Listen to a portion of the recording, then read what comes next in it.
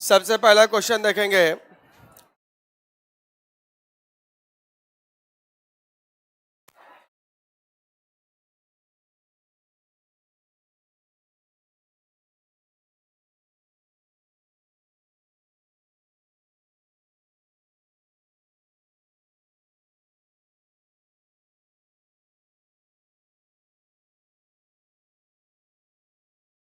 पहला क्वेश्चन है, देखो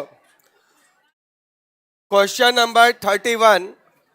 ऑक्टेव वर्गीकरण के न्यूलैंड लॉ में निम्नलिखित में से कौन सा अंतिम तत्व है?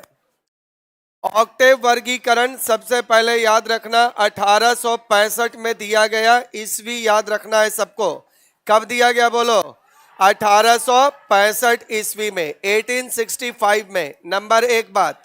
दूसरा, ये किस पर आधारित था? तो ये लिखोगे वर्गीकरण आधारित था तत्वों के परमाणु भार पर। किस पर आधारित था? परमाणु भार पर आधारित था, ये एटॉमिक वेट पर। नंबर दूसरा बात ध्यान से समझना, जो जो क्वेश्चन इससे पूछेगा। इस नियम में या ऑक्टेव का जो पीरियोडिक टेबल था उसमें टोटल कितने तत्वों को रखा गया? तो क्या बोलोगे? 56। कितना बोलोगे? 56। और 56 तत्व में अगर पूछेगा सबसे पहला तत्व कौन था तो क्या बताओगे? अरे पहला तत्व क्या था तो क्या बताओगे? हाइड्रोजन। और अगर पूछेगा कि अंतिम तत्व कौन था तो क्या बताओगे? अंतिम तत्व था कौन सा? थोरियम। तो याद रखना आंसर कौन सा हो गया? Option number C, thorium. Octave वर्गीकरण क्या था कि बोला कि देखो भाई, संगीत में होता है टोटल कितने सुर? 7। पहला होता है सा, रे, गा, मा, प, ध, नी। अब नहीं, अब नहीं, अब रिपीट हो गया। नी का तक खत्म हो गया। तो बोला देखो, जैसे संगीत में 7 सुर होता है, सारे गामा और पाधानी होता है, उसी प्रकार अगर तत्वों को, संगीत नहीं सिखा रहे, वो तो तुम लोग हमसे बेहतर गाता है। तो कहने का मतलब है कि बोला कि अगर तत्वों को उनके परमाणु भार के गुणों के आधार पर या परमाणु भार के बढ़ते क्रम में अगर हम सजाते हैं तो 8वां तत्व का गुण पहला से मिलेगा और 9वां का गुण और 10वां का। तो एग्जाम्पल के रूप में अगर देखना है तो लिथियम, सोडियम, लिथियम, इसके बाद बोलो बेरिलियम, उसके बाद बोलो boron, carbon, nitrogen, oxygen, fluorine. Neon खोज नहीं हुआ था उस समय। क्या खोज नहीं हुआ था? नियॉन। तो लिथियम का प्रॉपर्टी किससे मिलेगा? सोडियम से। बेरिलियम का मैग्नीशियम से। बोरॉन का एल्यूमिनियम से। अब तुम लोग को सबसे इंपॉर्टेंट बात बताते हैं, सुनना। क्वेश्चन पूछेगा टोटल कितने तत्व रखा गया? और ई न्यूलैंड साहब ऐसा वैज्ञानिक था, एगो ऐसा बात बोल करके चला गया जिसके चलते इसका पीरियोडिक टेबल फ्लॉप कर गया। ये बोला कि 56 तत्व दुनिया में ब्रह्मांड में होबे करता है, 97वां भविष्य में कभी नहीं खोजा जाएगा। बोलो बात समझ में आया? तो न्यूलैंड ने इस बात का भविष्यवाणी कर दिया कि ब्रह्मांड में केवल कितने तत्व हैं? 56। और 56 के बाद आगे खोजा नहीं जाएगा। यह बात इसका गलत था। नंबर एक, इसका पीरियोडिक टेबल फ्लॉप हुआ, उसका कारण एक नंबर। दूसरा कारण सुनना मेरा, इसका पीरियोडिक टेबल केवल कैल्शियम तक लागू होता है। कितना तक? कैल्शियम का परमाणु संख्या बोलो 20, अब परमाणु भार बोलो। यानी इसका पीरियोडिक टेबल परमाणु संख्या 20, द्रव्यमान संख्या 40 और तत्व कैल्शियम तक ही लागू होता है। और ये बात याद रखना है। अभी हम लोग जो आवर्त सारणी पढ़ते हैं वो किसका आवर्त सारणी है? किसने बनाया था? अभी जो पढ़ते हैं, अभी अभी किसने बनाया? मॉसले नहीं बनाया था, मेंडलीव भी नहीं बनाया था, नील्स बोर का नाम सुने हो? नील्स बोर बनाया था। कौन बनाया था? और आधारित था मॉसले वाला पर, आधारित था। और पढ़ते कौन सा है? बोर का नाम है Bohr's long form of periodic table, Bohr के आवर्त सारणी का लंबा रूप। हालांकि इसका आजकल नाम बदल गया है, आजकल नाम हो गया modern long form of periodic table. अच्छा, एक संस्था है, नाम सुने हो? IUPAC। क्या नाम है इसका? IUPAC। फुल फॉर्म बोलो, international union of pure and applied chemistry. वो केमिस्ट्री का नियम बनाता है, तो वो थोड़ा नाम चेंज कर दिया। पहले तुम लोग जानता होगा, पीरियोडिक टेबल देखा होगा, बचपन में माथा दर्द करता था, 1A 2A 1B 2B, ये सब नाम सुने हो कभी? अरे 1A 2A 1B 2B सुने हो कि नहीं सुने हो? ये वाला नियम खत्म हो गया है। अब बोला देख, ये सेक्शन उक्शन में नहीं बटेगा, ये तुम्हारा स्कूल नहीं है कि क्लासरूम का सेक्शन बनाएगा, 1A इधर है 2B ऊपर है, बोला ऐसा नहीं चलेगा।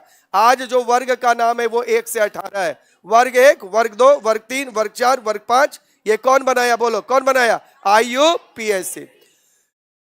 अगला देखो, विद्युत फ्यूज तार। फ्यूज नाम जानते हो ना?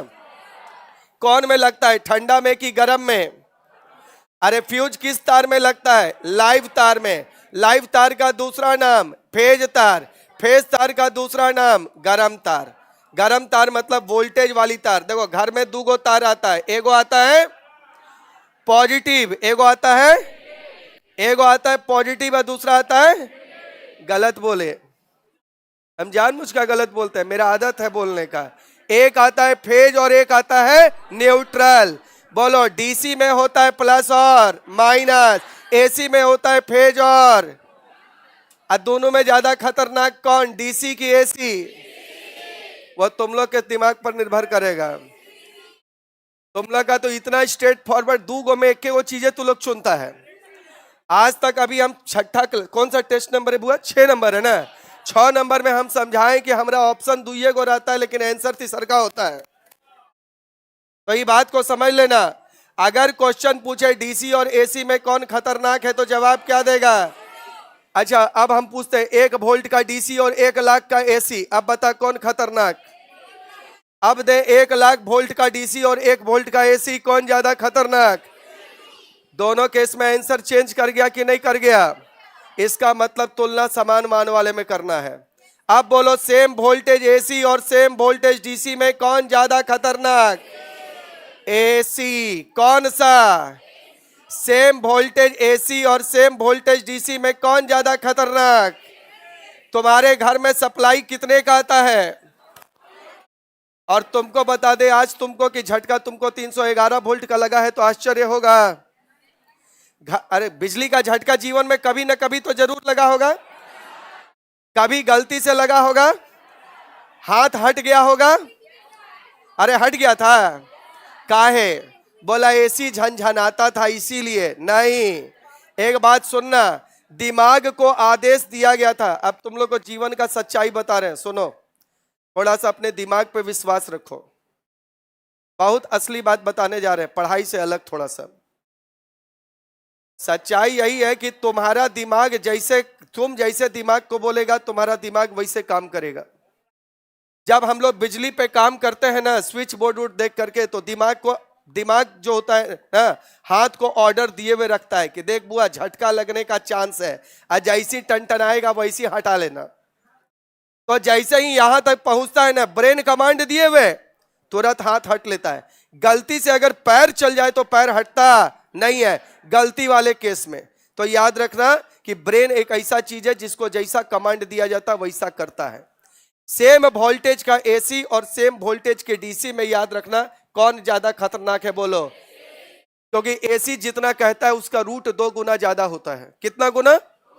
रूट 2 का वैल्यू होता है 1 अरे रूट 2 का वैल्यू होता है 1.414।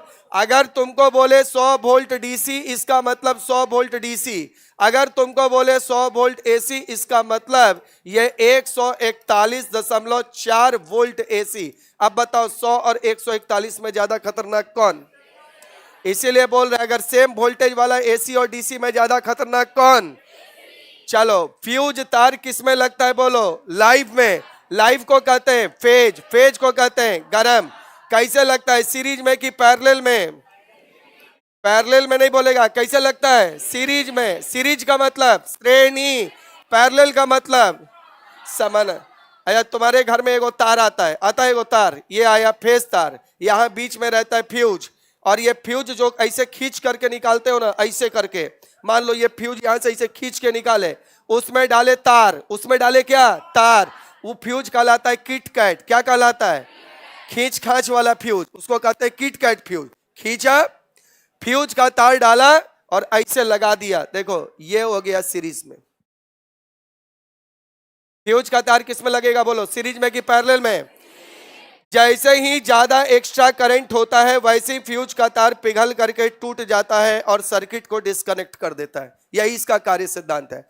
अब बोलो, अगर पिघल करके तोड़ना है तो मेल्टिंग पॉइंट को क्या रखना पड़ेगा? गलनांक को क्या रखना पड़ेगा? कम। और इसको ज्यादा हीट पैदा करना है तो प्रतिरोध क्या रखना होगा? अधिक। यानी बोलेंगे कौन सा? उच्च प्रतिरोध। उच्च प्रतिरोध, कम गलनांक। आंसर बोलो, ऑप्शन नंबर ए, उच्च प्रतिरोध और निम्न गल। फ्यूज तार का मटेरियल बोलो? टीन और लेड। मटेरियल बोलो? टीन और लेड। अगला क्वेश्चन आओ, क्वेश्चन नंबर 33। श्रेणी में लगता है, लाइव तार के लगता है, गर्म तार के साथ सीरीज में उच्च प्रतिरोध, निम्न गलनांक और लीड और टीन का बना होगा। आ जाओ, पानी के साथ ब्लीचिंग पाउडर। ब्लीचिंग पाउडर का हिंदी होता है विरंजन चूर्ण। क्या होता है? इसका यूज किया जाता है ब्लीचिंग में। कौन सी में? ब्लीच का मतलब क्या होता है बोलो? अरे ब्लीच का मतलब चेहरा ब्लीच करने में कि कपड़ा ब्लीच करने में? चेहरा।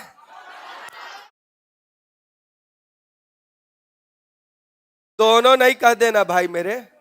चेहरा पे जाके आज तू लोग ब्लीचिंग पाउडर खरीद कर लगाने का प्लान बनाया है। कपड़ा को ब्लीच करने के लिए यूज होता है। सुनो, रंग को थोड़ा सा साफ सुथरा करना, गंदगी पीलापन हटाना ब्लीचिंग पाउडर का काम होता है। हल्का पीला रंग का पाउडर है। पाउडर का नाम याद रखोगे, कैसा रंग का? हरा पीला।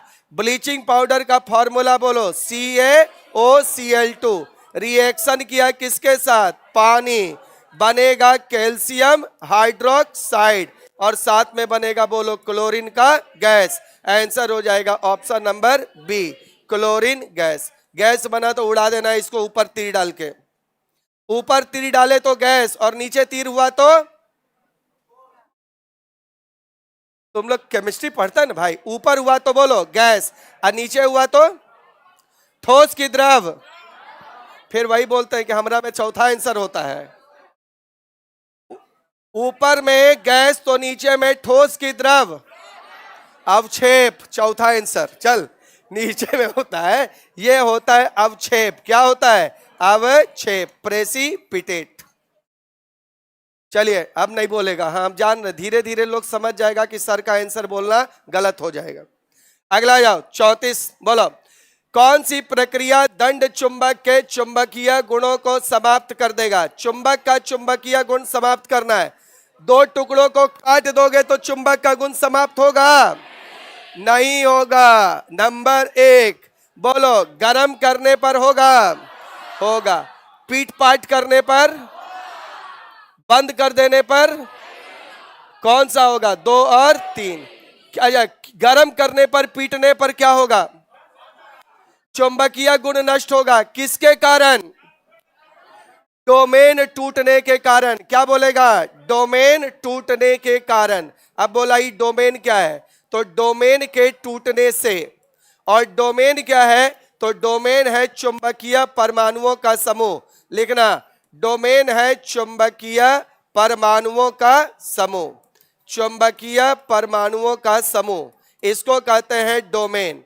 और अगर क्वेश्चन पूछ दे कि एक डोमेन में कितने परमाणु होते हैं, तो बता देना कि एक डोमेन में 10 का पावर 18 से लेकर 10 का पावर कितना परमाणु तक होता है? 21 परमाणु तक होता है। देखो मैग्नेट के अंदर, ये तुम्हारा मैग्नेट है, इसमें चुंबकीय परमाणु ऐसे ग्रुप बना के रहता है, ये ग्रुप बना के है। ये जो ग्रुप होता है ना, इसी ग्रुप को डोमेन कहते हैं। पीट पाट गर्म करने पर डोमेन छिन्न भिन्न हो जाता है, टूट टाट हो जाता है। आंसर हो जाएगा ऑप्शन नंबर कौन सा? बी नंबर 2 और 3। 35 बोलो, किस अभिक्रिया द्वारा उच्च प्रतिक्रिया वाली धातुओं का निष्कासन होता है? सबसे पहले याद रखो, रोस्टिंग होता है। आर से क्या होता है? रोस्टिंग होता है सल्फाइड अयस्क के लिए, नाम लिख के रखो। किस अयस्क के लिए? सल्फाइड। कैल्सिनेशन होता है, कैल्सिनेशन किससे शुरू होता है? सी से, और ये होता है किसके लिए बोलो? कार्बोनेट अयस्क के लिए। रोस्टिंग किसके लिए बोलो? सल्फाइड। आर से, आर के बाद एस। कैल्सिनेशन किसके लिए? कार्बोनेट। अब किसके लिए होता है? सुनना, सल्फाइड अयस्क को ऑक्साइड में बदलता है। सल्फाइड अयस्क को किस में बदलता है? ऑक्साइड में। और ये कार्बोनेट अयस्क को किस में बदलता है? कार्बोनेट अयस्क को ऑक्साइड में बदलता है। तो ये दोनों प्रक्रिया देखो, आज तक 10th क्लास का कोई भी प्रीवियस ईयर का या कोई भी गेस्ट पेपर देख लो, सल्फाइड अयस्क को ऑक्साइड में बदलता है। उसमें यह क्वेश्चन जरूर आता है, निस्तापन और जारण में अंतर स्पष्ट करें, है कि नहीं? तो रोस्टिंग का हिंदी होता है, बोलो रोस्टिंग का हिंदी होता है जारण, और कैल्सिनेशन का हिंदी क्या होता है? निस्तापन। क्या होता है हिंदी? निस्तापन। रोस्टिंग किसके लिए होगा? बोलो जल्दी से। सल्फाइड। कैल्सिनेशन किसके लिए होगा? कार्बोनेट। अच्छा, उच्च प्रतिक्रिया वाली धातु का नाम पहले बोलो। पहले बोलो सोडियम। बोलो कौन सा? सोडियम। उसके बाद बोलो मैग्नीशियम। उसके बाद बोलो एल्यूमिनियम, और ये नाम याद रखना पोटेशियम। इनका निष्कर्षण जो होता है, इन 5 धातु का निष्कर्षण लिखना, इनका निष्कर्षण होता है किससे? तो वैद्युत अपघटन से। किससे होता है? वैद्युत अपघटन से। और वैद्युत अपघटन का ही ऑप्शन है ऑप्शन नंबर 3। वैद्युत अपघटन से होगा। किसका किसका? बोलो सबसे पहले sodium, potassium, calcium, aluminium, magnesium. 5 को नाम सब लोग अच्छे से याद रखेगा। अगला देखो, कहता है कौन सा एक विद्युत चुंबकीय तरंग है? 7 को तरंग है। कौन कौन? गामा। गामा के बाद बोलो एक्स। एक्स के बाद बोलो पराबैंगनी। पराबैंगनी के बाद बोलो दृश्य प्रकाश। उसके बाद बोलो और कौन? अवरक्त। और बोलो कौन सा? सूक्ष्म। और कौन सा? रेडियो। ये 7 को तरंगे विद्युत चुंबकीय है। आगे तरंग अपना लिख लेना, गामा किरण, एक्स किरण, पराबैंगनी किरण, दृश्य प्रकाश, अवरक्त किरण, सूक्ष्म तरंग, रेडियो तरंग। और आंसर बता दो कौन सा? पराश्रव्य ध्वनि तरंग है, ऑप्शन नंबर बी। ऊपर से नीचे जाने पर बोलो क्या बढ़ेगा? तरंग दैर्घ्य बढ़ेगा। क्या घटेगा? बोलो आवृत्ति, फ्रीक्वेंसी घटेगा। और क्या घटेगा? ऊर्जा। क्या घटेगा? ऊर्जा। ऊपर से नीचे जाने पर बढ़ेगा तरंग दैर्घ्य, घटेगा आवृत्ति और ऊर्जा। अगला आ जाओ, नेक्स्ट। गामा किरण, एक्स किरण, पराबैंगनी, दृश्य, अवरक्त, सूक्ष्म, रेडियो। नाम दम इसी क्रम में याद रखना है। अल्फा बीटा इसमें नहीं होगा।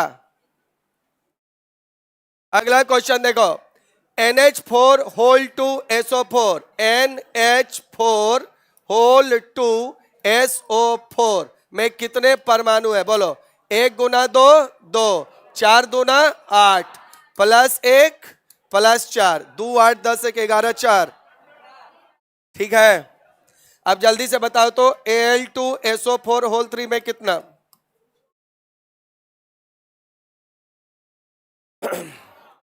अरे 4 1 5, 5 या 15 2।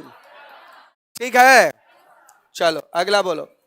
एक्स एक यंत्र है जिसका प्रयोग पानी के अंदर से पानी की बाहर की वस्तु को देखने के लिए किया जाता है। एक्स एक यंत्र है और यह पानी के अंदर रहकर पानी के बाहर की वस्तु को देखने के लिए किया जाएगा। तो ये मान लो कि तुम्हारा पानी है और इस पानी के बाहर मान लो एक वस्तु है, और सपोज कर लो ये वस्तु है क्या, तो ये वस्तु है तुम्हारा जहाज। अब पानी के अंदर ये तुम्हारा पनडुब्बी है, और पानी के अंदर रहकर पानी के ऊपर की वस्तु को देखने के लिए, ध्यान देना, पानी के अंदर रहकर पानी के ऊपर की वस्तु को देखने के लिए इसका प्रयोग किया जाता है। किसका प्रयोग किया जाता है? किसका? पेरिस्कोप का। अब पेरिस्कोप हमको बनाना है, तो ध्यान से देखना, पेरिस्कोप बनाना है तो सबसे सिंपल तरीका है, बस इस प्रकार से यंत्र होता है पेरिस्कोप। ध्यान देना, यहां पर आप है पनडुब्बी के अंदर, और यहां पर है आपका जहाज। यहां पे एक समतल दर्पण 45 डिग्री पे, और यहां पर समतल दर्पण 45 डिग्री पे।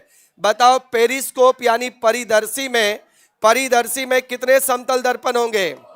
तो परिदर्शी में होगा कितना समतल दर्पण? 2 समतल दर्पण। कितना डिग्री पर? 45 डिग्री पर। देखो प्रकाश ऐसे गई, इससे टकराई, आपके आंख में गई, आपको दिखाई दिया। परिदर्शी ऊपर का देखने के लिए, बोलो कौन सा आंसर होगा? पहला परिदर्शी और दूसरा परावर्तन। Option number 4। 39 देखो, निम्नलिखित में से किसका प्रयोग हो गया?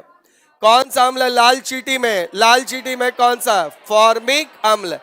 दूसरा नाम बोलो, मेथानोइक एसिड। फॉर्मूला बोलो HCOOH। इतना जरूर याद रखना। मैलिक अम्ल पाया जाता है सेब में, अंगूर में। लैक्टिक अम्ल खट्टा दूध, किसमें? खट्टा दूध, और हमारे शरीर में थकने के बाद। और ऑक्सैलिक अम्ल किसमें? पालक, टमाटर, ये सब में। नेक्स्ट आओ 40। बोलो, विद्युत के उच्च चालकता के 2 तत्व। तांबा है, सही। सल्फर है, गलत। एल्युमिनियम है, सही। फ्लोरीन है, गलत। आर्सेनिक है, सही। अरे आर्सेनिक धातु है ना, उपधातु है, आता है। उससे अच्छा कौन आ जाएगा? सोना और कार्बन। Option number 4। चलो, गुड नाइट, जय हिंद।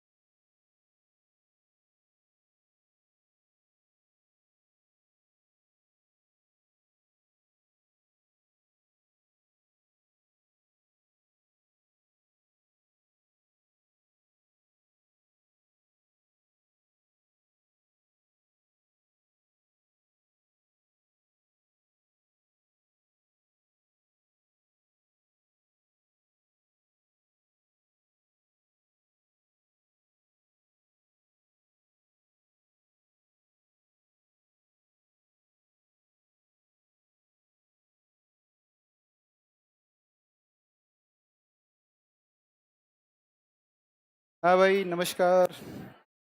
क्या हाल चाल है? सब बढ़िया बा? ठीक बा? बहुत बढ़िया। प्रश्न देखो। क्वेश्चन निकालो सब। सुमन जी कहाँ बतिया रहे हैं यार, बड़ा बिजी हैं।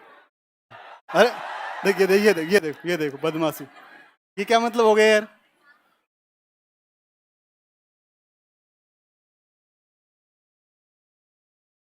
नहीं साइंस नहीं, ज्योग्राफी पढ़ाता हूँ मैं, ऊपर होगा।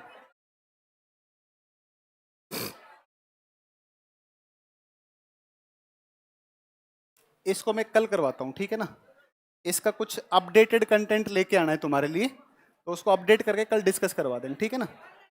नहीं सुनो सुनो, अरे सुन तो लो, सुनो प्लीज प्लीज इसको, अरे सुन लो यार। इसके ऊपर मैं कुछ लिख रहा हूँ डिटेल से, है ना। तो मैं डिटेल से पूरा लिख करके फिर कल मैं इसको डिटेल से डिस्कस करवाऊंगा, ठीक है ना। कोई बात नहीं, कल करवा देंगे इसको।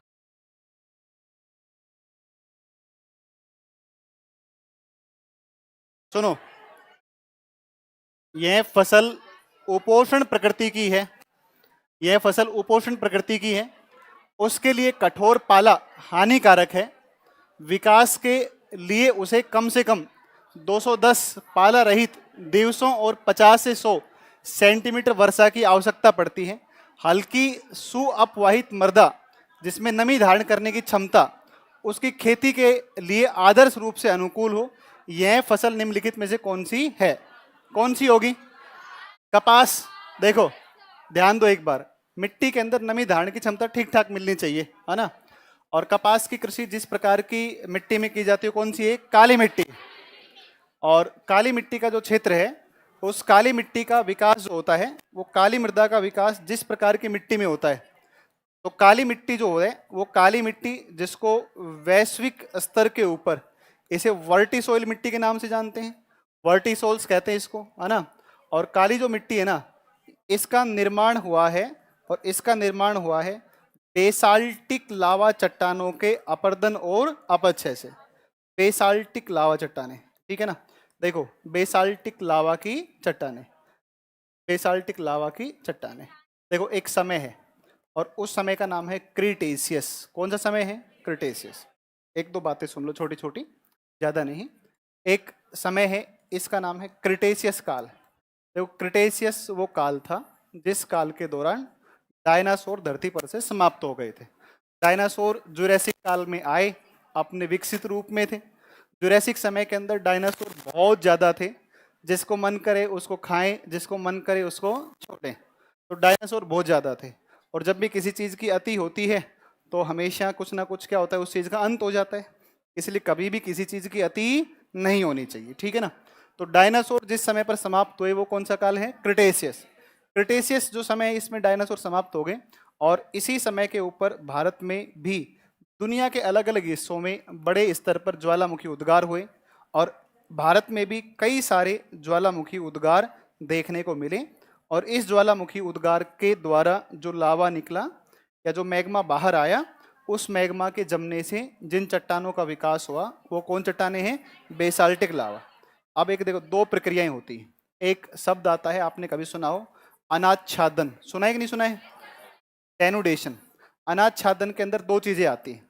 अनाच्छादन में एक शब्द आता है अपर्दन, और एक होता है आपका अपक्षय। एक क्या होता है? अपक्षय। एक अपर्दन होता है और एक क्या होता है? अपक्षय। दो चीजें होती हैं, ठीक है ना। तो अपर्दन इन चट्टानों का होगा। अपर्दन का मतलब आप ये मान लो कि चट्टानों का कट जाना। जैसे पानी बहेगा, तो पानी जब बहेगा लगातार तो उसका नीचे क्या लगेगा? घर्षण लगेगा, और पानी लगातार चट्टानों क्या करेगा? काटेगा। जब हवाएं चलेंगी तो हवाओं के चलने के साथ में हवाएं लगातार चट्टानों से, पहाड़ों से टकराएंगी तो कटाव करेंगी, है ना। ऐसे ही हिम जब बह करके आएगी, जिसको हिमानी कहते हैं, तो हिमानी से भी कटाव होगा। तो जब भी इस प्रकार से कटाव हो, है ना, चट्टाने टूटे, तो उसको बोलते हैं क्या? अपर्दन। एक अपक्षय क्या होता है? अपक्षय होता है जैसे मान लो फॉर एग्जाम्पल कि कोई चट्टान है, अब उसके ऊपर रात दिन भर धूप गिरेगी तो चट्टान गर्म होगी, गर्म होकर के अपना तापीय प्रसार करेगी, तापीय प्रसार करेगी तो चट्टान फैल जाएगी, लेकिन फिर ठंडी होगी तो क्या होगी? सिकुड़ेगी। और ये प्रक्रिया बहुत धीमी होती है, उसको हम देख सकते ही नहीं है, परंतु कई हजारों सालों तक जब ये प्रक्रिया होती रहेगी तो चट्टान टूट करके बिखर जाती है। इसी प्रक्रिया को हम कहते हैं अपक्षय, और दोनों को एक साथ संयुक्त रूप से क्या कहते हैं? अनाच्छादन। तो क्रिटेशियस काल में लावा के उद्गार से या ज्वालामुखी के उद्गार से जो लावा निकला, उसके जमने से जो चट्टानें बनी वो बेसाल्टिक लावा चट्टानें थी। इन चट्टानों का जब अपर्दन और अपक्षय हुआ या यानी कि अनाच्छादन हुआ तो जिस प्रकार की मिट्टी का विकास हो, कौन सी मिट्टी है? काली मिट्टी। ठीक है ना, काली मिट्टी। काली मिट्टी के बारे में एक छोटी सी बात और सुन लो। देखो काली मिट्टी जो है, इस काली मिट्टी का निर्माण किन प्रकार की चट्टानों से? लावा चट्टानें। और लावा की चट्टानें बहुत कठोर होती हैं। यदि किसी क्षेत्र में चट्टानें बहुत कठोर होंगी तो भाई उसका अपक्षय और उसका अपर्दन उतना ही धीमा होगा। और यदि किसी चट्टान का अपक्षय अपर्दन अगर धीमा होगा तो उसके जो कण होंगे मिट्टी के, वो कण उतने ही ज्यादा बारीक होंगे। और जितने ज्यादा कण बारीक होंगे उन कणों की संख्या उतनी ही क्या होगी? ज्यादा होगी। और पानी जो मिट्टी में होता है ना, वो पानी में कैसे होता है कि मान लो एक कण है और ये जो कण है ना, इसमें पानी कैसे रहता है? जैसे ये मिट्टी का कण है तो पानी पता है कैसे होल्ड होता है? पानी इस मिट्टी के कण के चारों तरफ क्या होता है? लिपटा रहता है। मिट्टी में पानी कैसे होल्ड होता है कि मान लो एक कण है, इस कण के चारों तरफ पानी क्या हो रखा है? लिपटा हुआ है। ऐसे यहाँ बगल में कोई दूसरा कण है, इस पे भी पानी लिपटा हुआ है। इस प्रकार से जितने ज्यादा कण होंगे मिट्टी के अंदर उतना ही ज्यादा पानी अवशोषित करने की क्षमता उसमें हो जाएगी।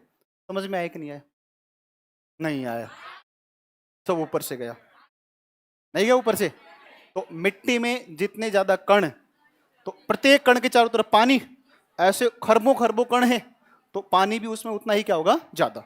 दूसरी एक बात और होती है कि मिट्टी में नीचे जो नमी होती है, नीचे, तो नीचे की नमी ऊपर कब आती है? तो नीचे का पानी ऊपर कैसे आता है? तो मिट्टी के यदि कण मोटे होंगे तो उनके गैप ज्यादा होगा, और कणों के बीच अगर गैप ज्यादा होगा तो वो सारे कणों का जो गैप है वो गैप मिल मिल के पतली पतली नली बन जाती है, और उसको कहते हैं केस नली। आपने पढ़ा होगा, छठी सातवीं आठवीं में आ जाता है। केस नली कैसे काम करती है? केस नली एक ऐसी नली होती है बाल के समान पतली, केस मतलब बाल, तो बाल के समान पतली नली जिसको पानी में अगर डुबो देंगे तो गुरुत्वाकर्षण के विपरीत पानी ऊपर की तरफ चलता है। ऐसी नली को हम कौन सी बोलते हैं? केस नली।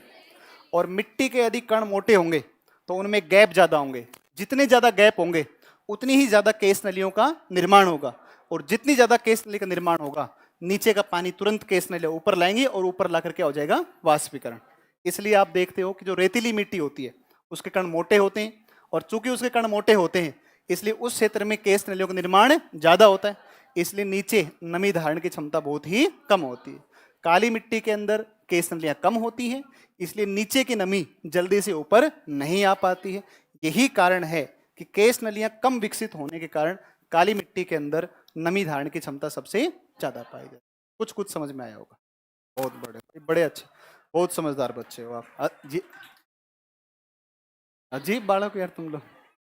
तो तुमने अलग से ट्रेनिंग ले ताली बजाने की, ताली बजा देनी है ना? है भाई? अरे तो बावड़े हैं। लड़के क्यों करते हैं यार? लड़के तो समझदार होते हैं, बताओ, है ना? फिर भी तुम करते हो ऐसे, है? चलो अब चलो आगे देखो। यदि आप घड़ियाल को उसके उनके प्राकृतिक आवास में देखना चाहते हैं तो निम्नलिखित में से किस स्थान पर जाना सबसे सही है? अब कल से अपने क्या करेंगे? आज मैंने अभी जो है मैंने बैठ करके रूम में चार्ट बनाए तुम्हारे लिए। अपने ज्योग्राफी के 7 क्वेश्चन होते हैं। अब इन 7 क्वेश्चन का अभी तक तो मैं ऐसे ही ले आता था, जहां से मन करता था वहीं से। अब इसमें से 7 क्वेश्चन को हम पता कैसे लाएंगे? अपने कम से कम एक क्वेश्चन लाया करेंगे एनसीईआरटी का। वो एनसीईआरटी में से भी अब जो पीछे क्वेश्चन लिखे हैं वो नहीं लाएंगे, वो भी ला सकता हूँ लेकिन मैं कोशिश करूंगा नया क्वेश्चन बना के लाऊंगा, ठीक है ना? इसके अलावा कोई ना कोई जो है ना एक क्वेश्चन अपने लिया करेंगे बिहार से, है ना? एक क्वेश्चन डेली बिहार ज्योग्राफी का लेके आया करेंगे, ठीक है ना? इसके अलावा एक क्वेश्चन जो है वो एक क्वेश्चन अपने जो भी मतलब मान लो एससीईआरटी की तुम्हारी किताब चलती है बिहार बोर्ड में, 9वीं 6ठी 7वीं 8वीं 9वीं 10वीं, है ना? उस किताब से एक क्वेश्चन लाएंगे। और अलग अलग जो बाकी सोर्स बच जाएंगे वो कहीं ना कहीं जो करंट में जो मुद्दे चर्चा में रहेंगे उनसे लाएंगे। और बिल्कुल जितने भी प्रश्न लाएंगे एक आधा क्वेश्चन अपने जो है वो एक आप अपने जो है ना PYQ में से रख लिया करेंगे, और मैं डेली बता दूंगा भाई ये BPSC का है, UPSC का है, UPPSC का है। इस तरीके से इस पैटर्न से अपने क्लास लाएंगे और ये 7 क्वेश्चन लाया करेंगे इसी तरीके से। इसमें जो एक्स्ट्रा, तुम ताली बजा दो आज आराम से ना यार, ये क्या बात हो गई? बड़े बड़े बदमाश हो यार। किसी मास्टर का हार्ट कमजोर हो, तुम ऐसे शोर मचाते हो, कोई हार्ट फेल हो जाए, बताओ यहीं पड़ जाऊं, है ना? भाई मेरी बताओ, मेरे परिवार को संभालने की जिम्मेदारी कौन लेगा? ये छोरे देखो, ये छोरे देखो, ये देखो, ये देखो, नीचे हाथ करो। मैं, ये कोई बात हो गई? हैं? गधे। तो तुम कैसे संभालो बताओ, हैं? ये कोई बात है? नहीं भाई, तुम बदमाश बच्चे हो यार, है ना? घड़ियाल, तो घड़ियाल देखा आपने? घड़ियाल प्राकृतिक रूप से मिलता है चंबल में। कहाँ मिलता है? चंबल। एक एक छोटा सा डायग्राम बना के बताता हूँ वो। हाँ लाडो, मैप से पक्का लाएंगे, वो इसी तरीके से कैटेगराइज कर रखे है ना मैप से। अभी क्वेश्चन है एक, है ना? अभी एक क्वेश्चन है मैप से, देखो एक बार, प्लीज ध्यान दो एक बार। अ,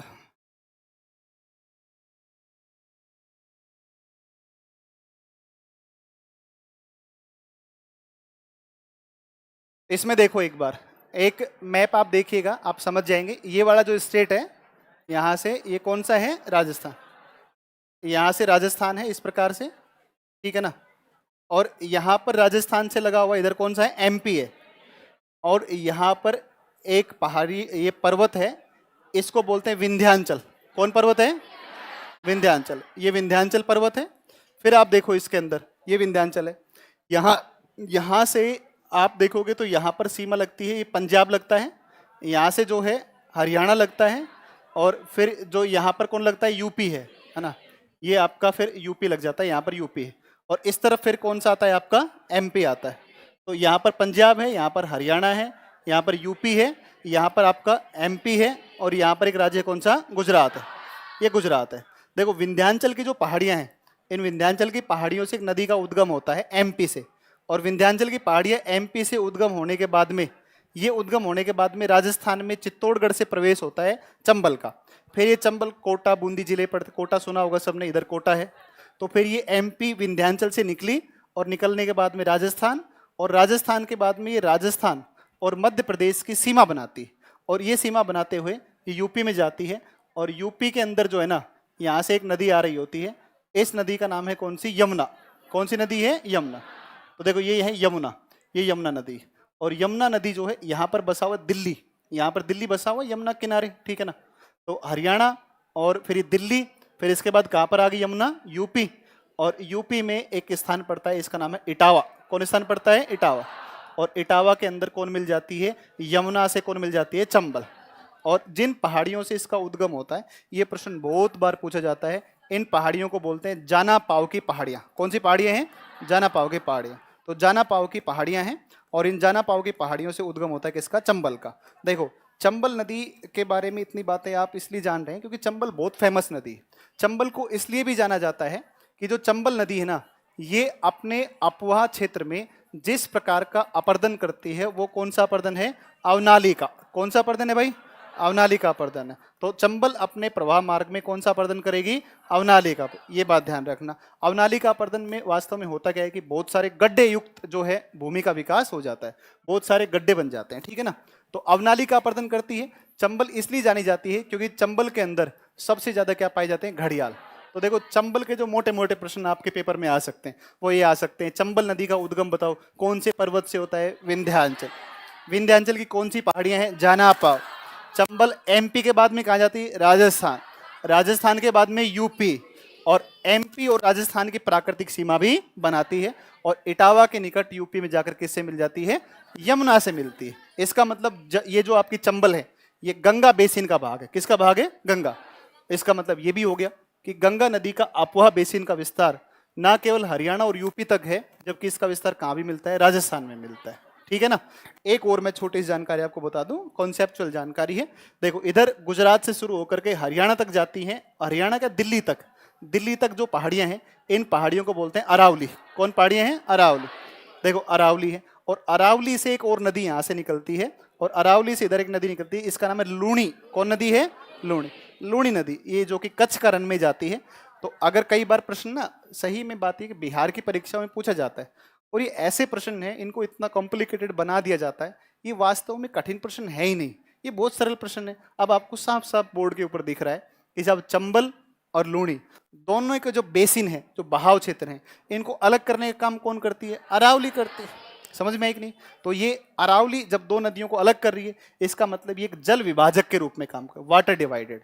तो अरावली भी एक वाटर डिवाइडेड यानी कि जल विभाजक है, जो कि चंबल और लूणी का बेसिन कह दो, या फिर आप जानते हो कि चंबल साहब किसका भाग है, गंगा का भाग है, यानी कि गंगा बेसिन को लूणी बेसिन से अलग कौन करती है, तो कौन सी, अरावली।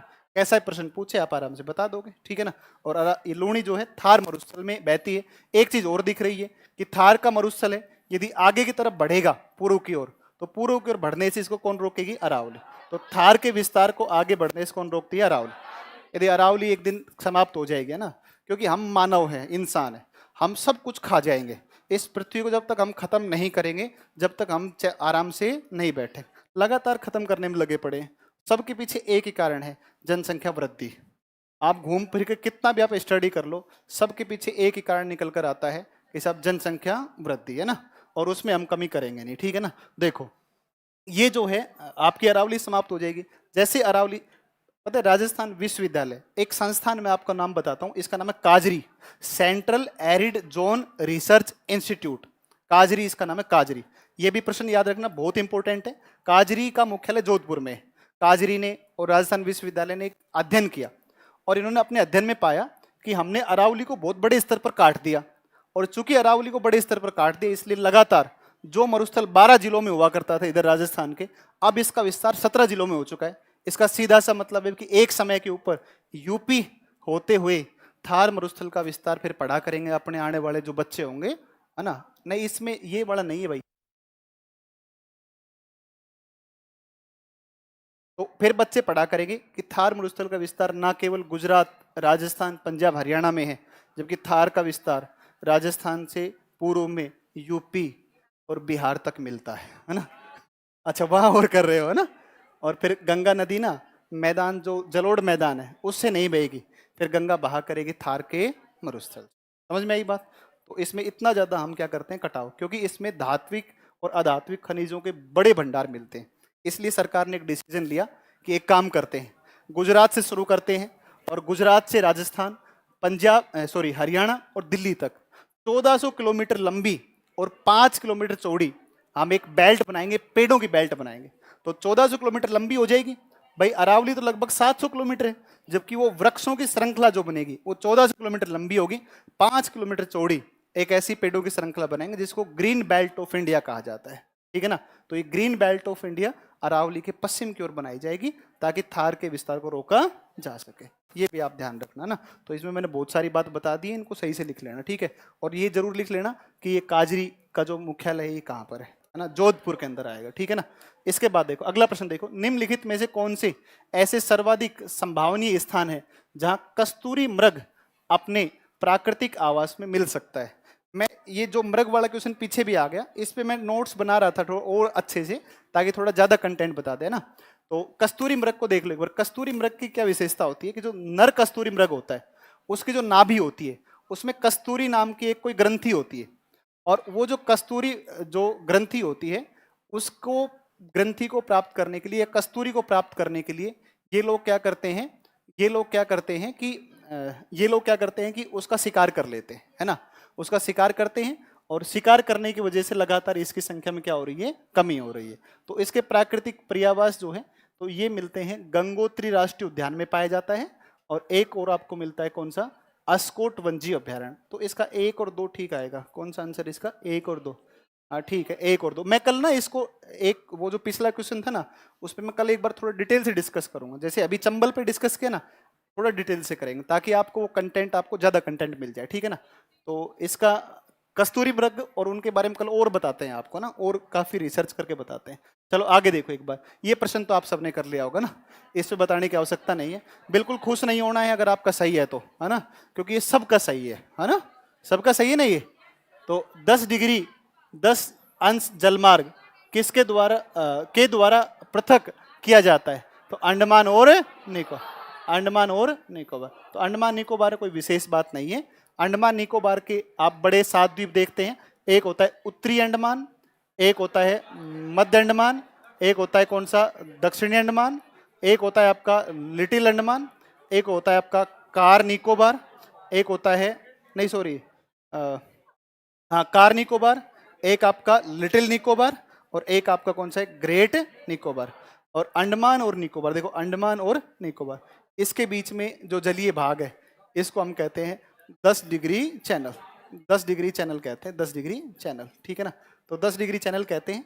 तो प्रश्न ये विशेष है, महत्वपूर्ण बात ये है कि साहब ये बता दो आप केवल कि लिटिल अंडमान और कार निकोबार, प्रश्न ऐसे पूछता है कि बताओ 10 अंश जलमार्ग या 10 डिग्री जो चैनल है ये किन दो द्वीपों के बीच में है।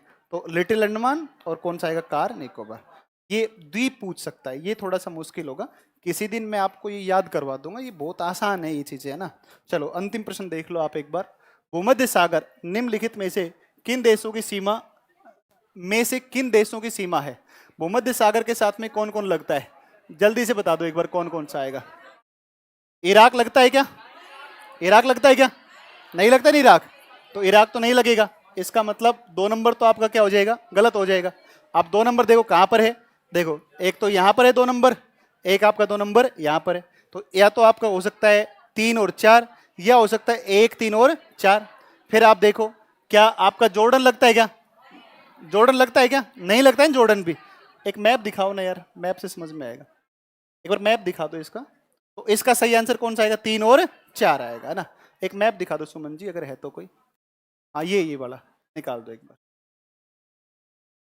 लगाओ एक बार।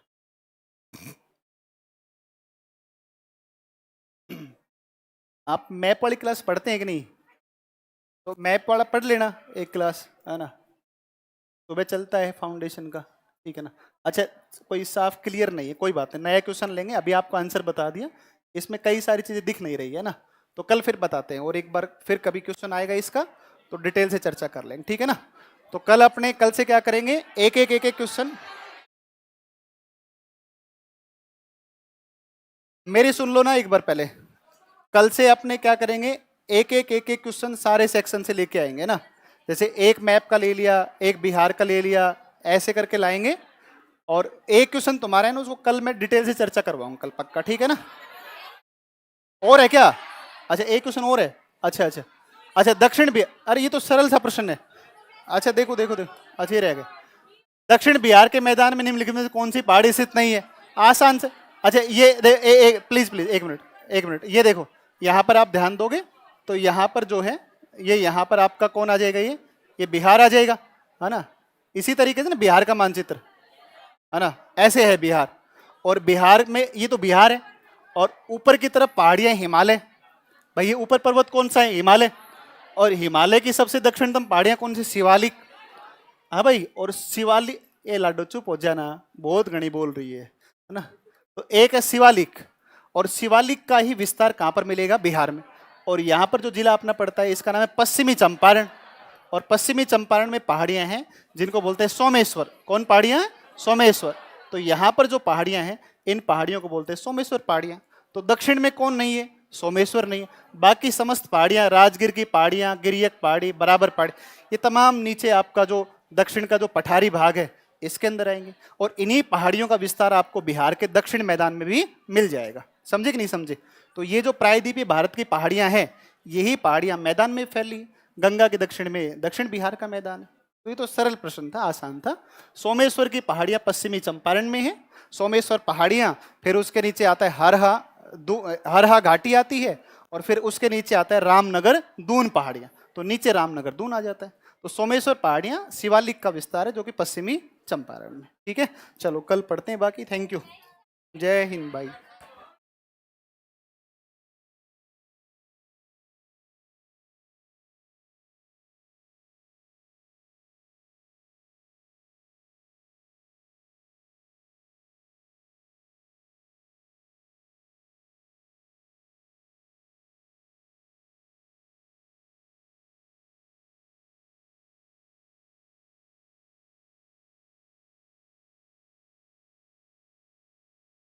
चलो सुनो भाई, एक इंफॉर्मेशन सुन लो अब तुम लोग। कल से सर यहाँ पर उपलब्ध नहीं है पटना में, ठीक है ना। तो सर उपलब्ध नहीं है, कहीं पर कोई काम से बाहर जाना पड़ गया, तो सर अब जो है संडे को वापस आएंगे कल जाने के बाद। अब चूंकि सर अब लेट आएंगे तो फिर डिस्कशन, चूंकि बड़ा सेक्शन तो सर का ही होता है ना, इसलिए कल से और संडे तक, ठीक है अंकित जी। तो कल से और संडे तक जो है आपकी टेस्ट का ऑफ रहेगा। फिर अपनी मुलाकात होगी कब? सोमवार को। बात समझ में आ गई? ढंग से समझ में आ गई? ठीक। नहीं टेस्ट नहीं, अभी आपको, आप जब पधारोगे तो अब दोबारा कब पधारोगे? मंडे को। समझ में आ गई बात? तो मंडे को जो समय आपका, अरे क्यों, ये देख बावड़ा छोरा, बैठ जा, खोल देगा बाद में, तो गेट खुड़का रहा है, डंडा ला दिया करो एक इनके लिए, है ना? तो वापिस क्लास कब होगी? अब मंडे को। समझ में आ गई बात? चले भाई, बहुत बहुत धन्यवाद। अभी छुट्टी होगी ना? ठीक है, तो अभी छुट्टी होगी तुम्हारी, ठीक है, थैंक यू। अरे आराम से।